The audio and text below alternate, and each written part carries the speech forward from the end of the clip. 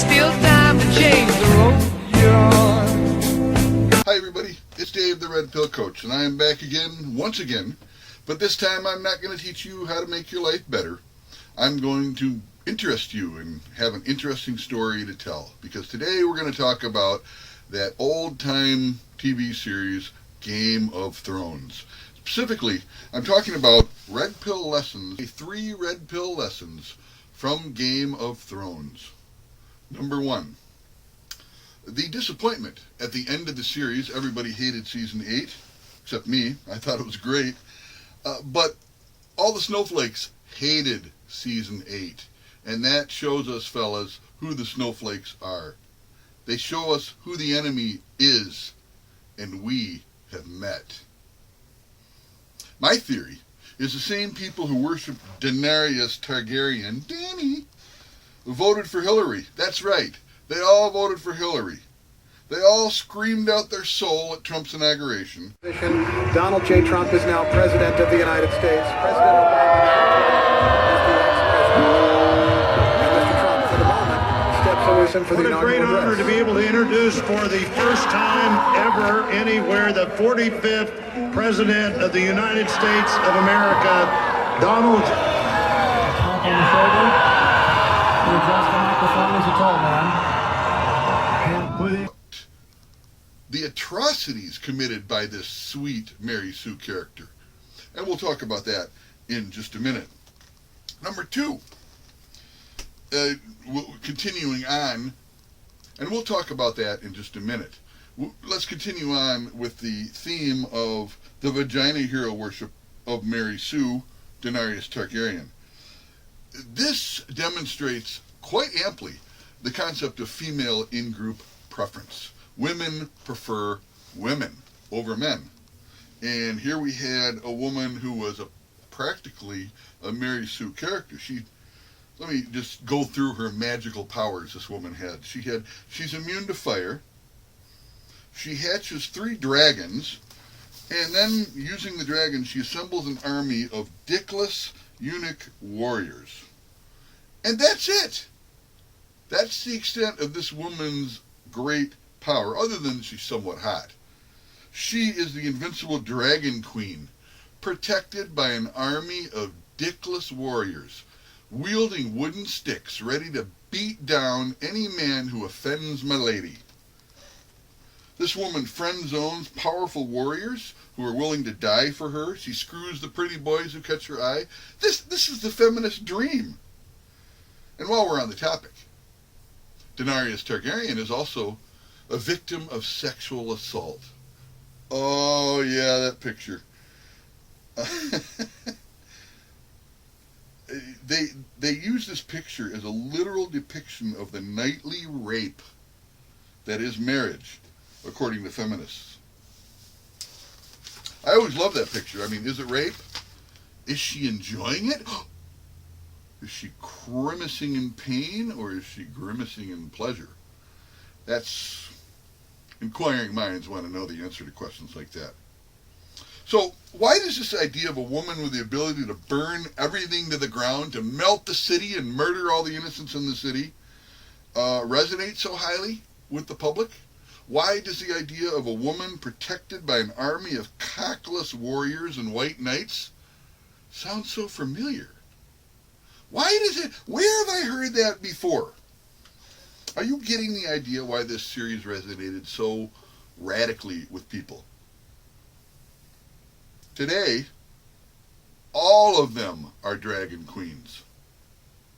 All of them have the ability to jump on their fire-breathing dragons and destroy the entire city.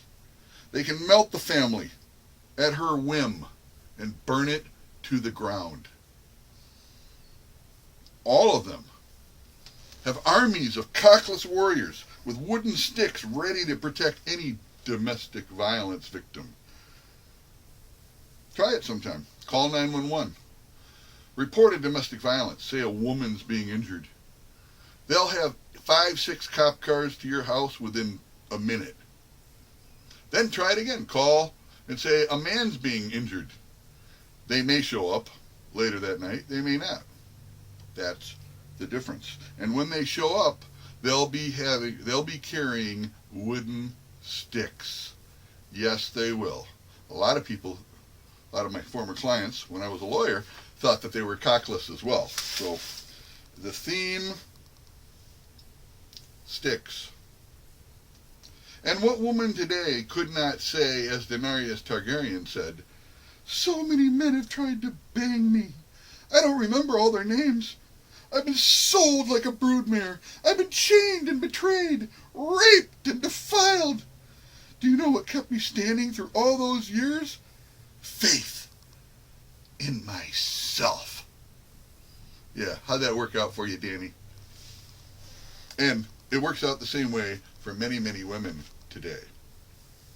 Number 3, female in-group preference and male out-group preference blinds us to the faults and evil behavior of women. Now, to be fair, Daenerys Targaryen consistently talked about slaying her enemies. She threatened to roast cities. She insisted that she was here to protect the innocent. And we were conditioned to overcome her atrocities because she's a cute, hot, young woman. That's the fact. Think about it. Every single reason they gave for her atrocities that she committed, and she committed quite a few, every reason she gave, or they gave in the series, was pure, unadulterated hamster meat.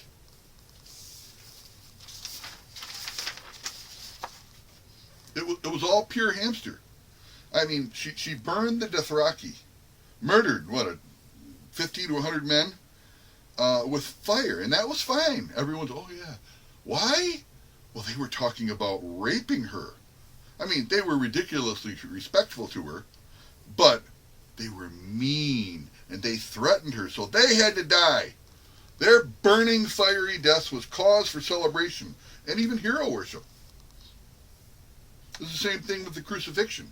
She crucified, I think it was 87 or 90 people, innocent men, solely because she wanted to make an example of them when she took over the city.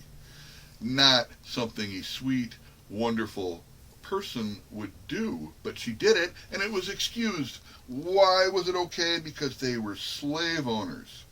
They did the same thing when she assembled her unsullied army, the army of cockless warriors that she had. She stole them. You know, she traded her dragon for the one of her dragons for the Unsullied. Then she ordered her dragon to start whatever he did. He started flapping around on his leash.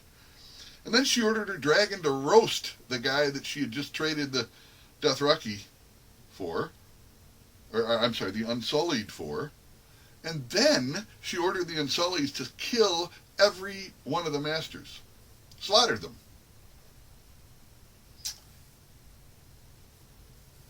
I mean, that's not exactly what a nice, kind woman would do, after all. But it doesn't matter. We can hamster the reasons and justify it because, after all, slave owners all deserve to be crucified and dragon-fired and stabbed through the heart with spears. So I've given you 3 quick examples of how Game of Thrones demonstrates modern gender relations and why it resonated, in part, so much with the public. It's very simple.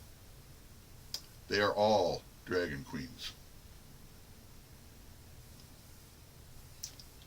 All of them have this fantasy. They pretend to be vampires, fucking werewolves. Apparently that doesn't do it anymore. Now they want the power to melt cities, to destroy innocent people, and the ability to mercilessly order the deaths of their enemies. You think I'm making things up? Well, consider how the typical divorce case plays out. The woman starts it. She starts it. She frequently alienates the children, which, in my view, is the perfect analogy for roasting the city and murdering the innocents. She loots what she can from the city, which is the family. She doesn't care who's harmed, be the innocent child or her once loving husband. And this chain of events is so common it's not even controversial. It's exactly how Game of Thrones played out, at least with respect to the Daenerys Targaryen story. A woman gains power, and then she uses it to destroy the people that she wanted to rule. I wonder if I can come up with another example that sheds light on this. Is there an example in recent history of a woman who didn't win the love of the people and then decided to burn the whole country to the ground? You know, we've had elections for, over 240 years in this country. And we've had men lose and we've had men win. We've never had a losing man jump up and basically try to tear the country to the ground, to launch his dragons and burn the country to the ground. I mean, Russia, Russia, Russia. Yeah, you know who I'm talking about now. Hillary Clinton, first female presidential candidate in 2016. And believe me, if any girl could be called the Dragon Queen, it is Hillary Rodham Clinton. So what did she do when she lost the love of the people? Did she accept grace or defeat gracefully as every other man in 240 years has done? Did she act in the best interests of the country? No. No, she didn't.